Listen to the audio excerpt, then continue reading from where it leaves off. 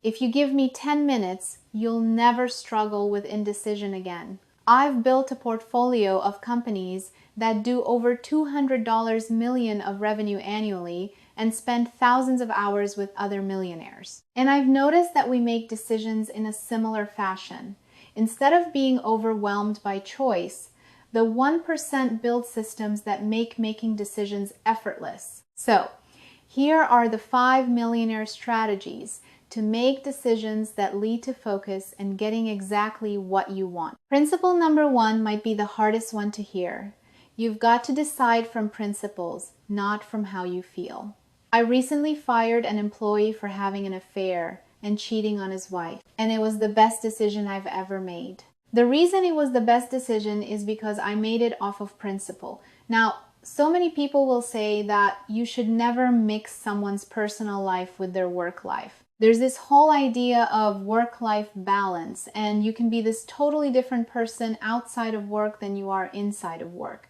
But here's the deal. One person has a set of principles that they live by, and they live by those principles always. That is a 24/7 set of decisions that they make. So whether they're at home, whether they're at the office, whether they're at the club, whether they're at the restaurant, whatever they use as those core principles will follow them. And if you're willing to cheat on your significant other, do you think that that person is going to cheat at work? I sure do. And I'm unwilling to allow that inside my environment. So of course, the person was upset. They were angry. They didn't understand. And in some countries, that is completely illegal to fire somebody off of. But in my environment, it's not. In the state that I operate in, it's not. And the most important part of this decision is not just making this decision off of emotion. Wasn't because I was upset, wasn't because I was frustrated, wasn't because I was angry. It was based off of principle. You see, we have a set of principles. We call them core values. And we have 6 of them that every single person in our organizations, they're held to. These 6 principles guide our decision making around who gets promoted, how we compensate people, and even if we're going to hire them to begin with. So here's what I want you to think about. When you make decisions at your work or in your business, are you using the same criteria every single time?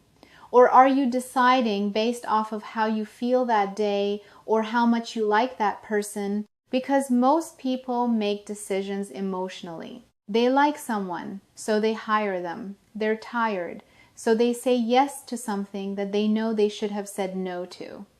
And that's exactly why their results are all over the place. And honestly, they feel like they've compromised because they are compromising. The millionaires that I work with don't make decisions based off of their emotion. They decide what their standards are ahead of time. They are well defined, and then they execute on those standards every single day, no matter how uncomfortable it is, no matter how much backlash they could receive. Because here's what's really happening when you decide from emotion. You're teaching yourself that your feelings are more important than your outcomes. You avoid hard conversations because they feel uncomfortable. You keep underperformers because firing feels mean. You say yes to opportunities that dilute your focus because saying no feels rude. The 1% don't have mood-based business strategies. They have principle-based decision frameworks, and that's how they build predictable, scalable success while everyone else is riding this emotional roller coaster. So if you don't have a set of principles that you use for decisions, especially around the people that you put in your life, right now define the top 6 principles that you will use for making decisions in your business and your career.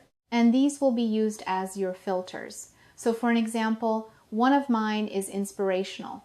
That is a filter that I use in order to allow people in or out of my environment if the person isn't inspiring, if they don't have goals, if they're not interested in the future and making a better world, a better environment. They can't hang around me, much less be in my business. And one of the best things that I've ever done in my business is only hire people who demonstrate that they have the same core values as our organization. And I do this through a 3-step interview process that has helped me recruit hundreds of people for our organization. So the next time you have a decision to make, regardless of how you feel, run it through your principles first. Now, strategy number 2 is something that most people will never choose to develop. You have to trust yourself.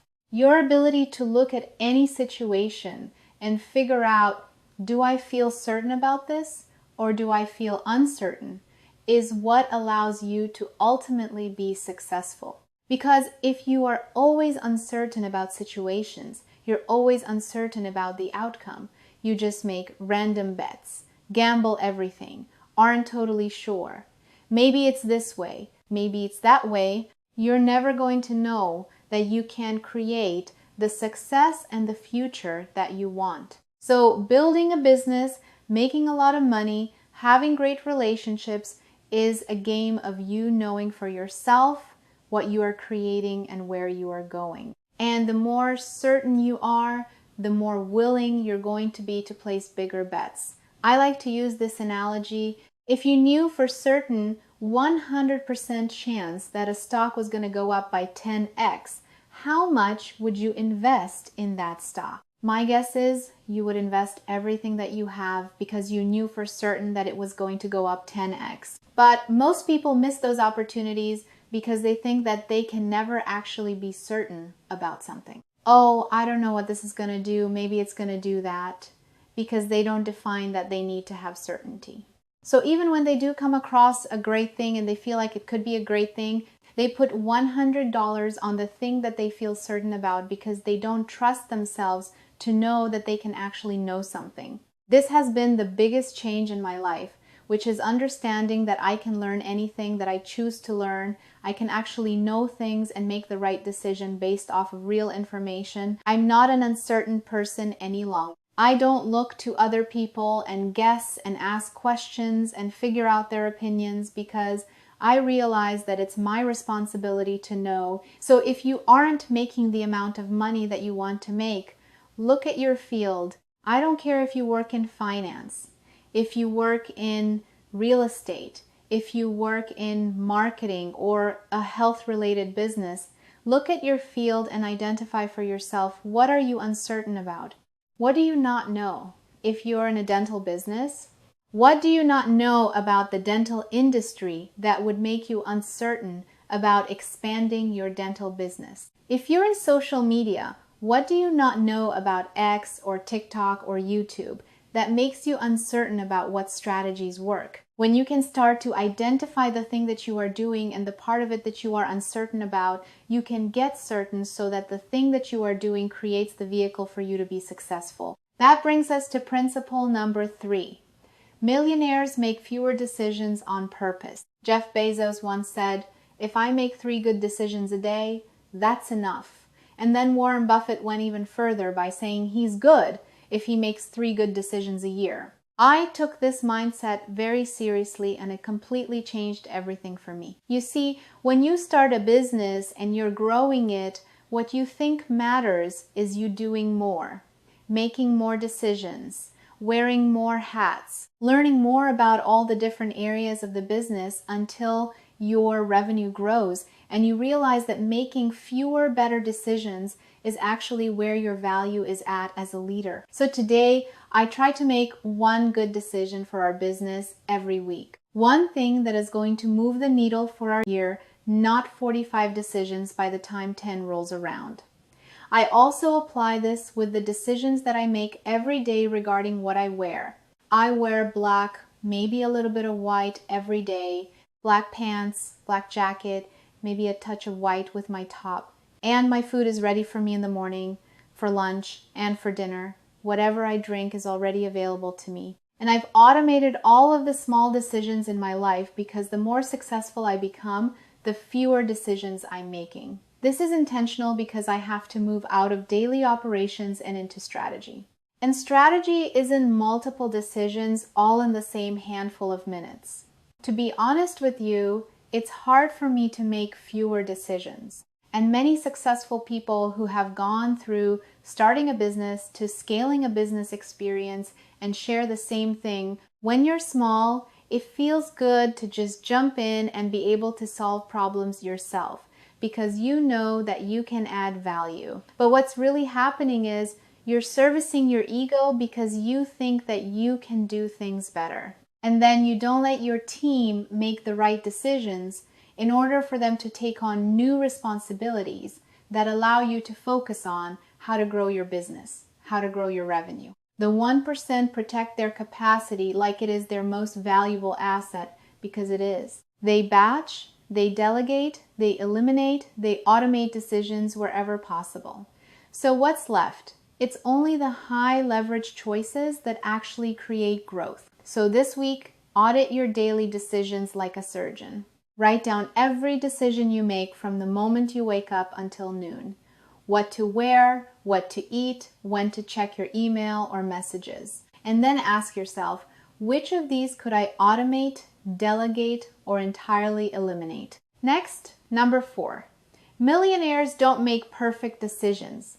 They just commit to the ones that they make.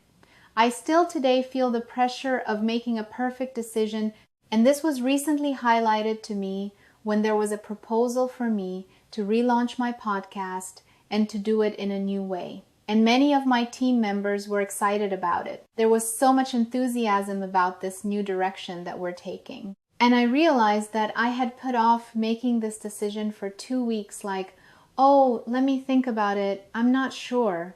I don't really know.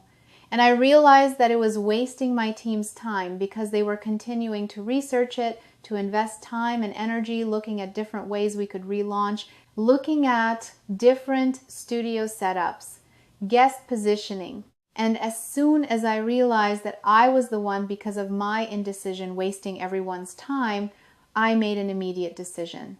No, we're not doing the podcast. And I shut off all of the potentially wasted work that could come from people thinking that maybe it's a yes or maybe it's a no. Because the faster you can make decisions and give people clarity, the faster you're going to move to the ultimate direction that you're trying to go. And here's what most people miss. It is okay for you to go from a yes to a no very quickly. Millionaires value clarity over perfection because they understand that a clear decision allows everyone to take action immediately.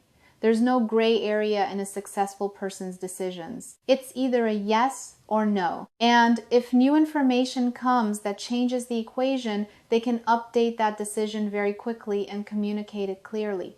No lingering, no maybe, no confusion. And here's why clarity matters more than perfection. Perfection is an illusion. You will never have all of the information. A market change could occur. A competitor could move in. A new opportunity could appear. Meanwhile, your competitors who made a clear decision 3 months ago are already collecting data and adjusting. The 1% understand this because clear decisions create momentum.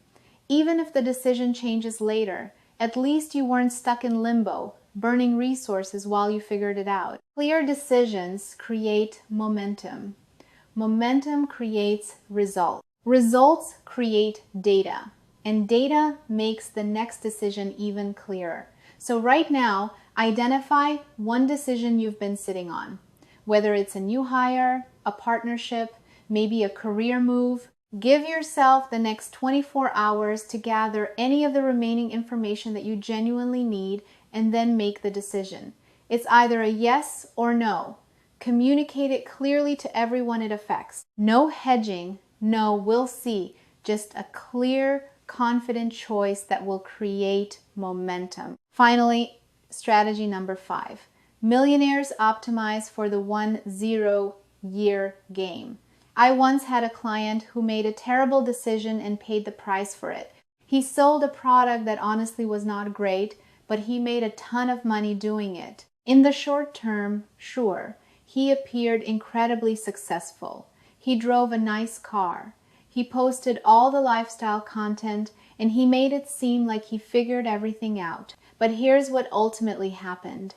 He torched all of his relationships, including the one with me, to make that money. He overpromised, he underdelivered, he burned bridges with partners, team members, customers, and lost the trust of just about everyone around him. And now, years later, he still struggles to be successful because everybody who could have trusted him no longer trusts him.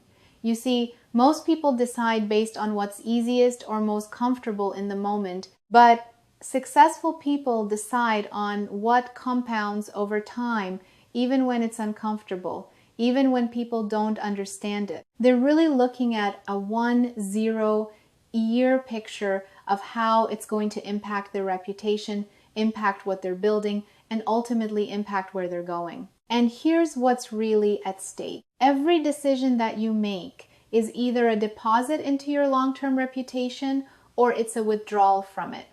Research from Harvard Business Review shows that trust is a multiplier.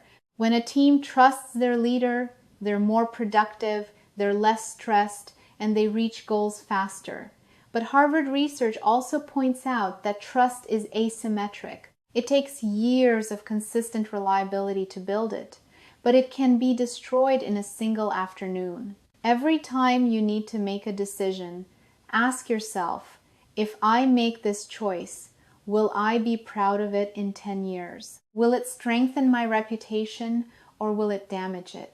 Will it build long-term relationships or will it burn them? Then make your decision based on that 1-0-year answer, not the 1-0-day answer, not the 1-0-hour answer, not the 1-0-minute answer, whether you're tired, stressed, or making a big decision. One of my favorite images that I still today use on my vision board is this amazing photo of Helen Mirren, and she has this very poised look on her face. She's stern, she's confident, and she has this nutcracker with a nut in it and all of these nutshells around her. And the title of this article was Playing the Long Game. And it's this visual that this woman has been in this game for decades and she is still coming out on top. She's better now than she was early in her career, which is not traditional for a female actor, because her perspective has always been that she's playing a long game. She's not taking some short-term gig that's going to reduce her credibility and her reputation today. This is why, hot take, I am so not a fan of OnlyFans. Now, I get that people need to make money. There's lots of ways to make money, but in 20 years from now, in 30 years from now, in 50 years from now, are you going to be happy with the way that you made that money? I can tell you that you will not be happy. That's not something that you're going to be super proud about when you're talking to your kids or when you're talking to your parents or when you're talking to people in a place of influence in years from now. But the mentality is, it's making me money today. Never sacrifice your long-term goals for what short-term gain you can get today. And when you change your thinking around this, it's called playing the long game. And this is the game that successful people play.